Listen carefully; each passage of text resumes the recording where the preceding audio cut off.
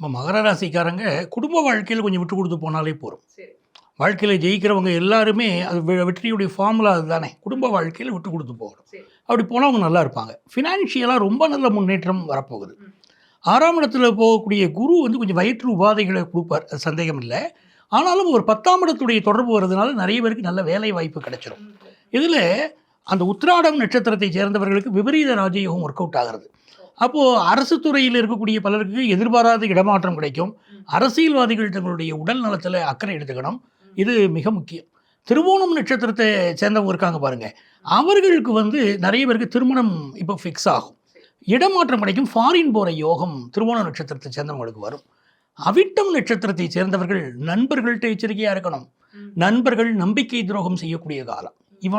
இவனை நான் நம்பினேனே, இவன்கிட்ட தான் என் வாழ்க்கை சீக்கிரட்டே தெரியும் அப்படின்னு யாரை நினச்சிக்கிட்டு இருக்கீங்களோ அவங்க நம்பிக்கை துரோகம் பண்ணக்கூடிய ஒரு நேரமாக அவிட்ட நட்சத்திரத்துக்கு இருக்குது. திருமண வாழ்க்கையை பொறுத்த வரைக்கும் கணவருடைய உடல் நலம், அவர் மனநலம், இதில் கொஞ்சம் அதிக அக்கறை அவிட்ட நட்சத்திரத்து பெண்கள் எடுத்துக்கொள்ள வேண்டும்.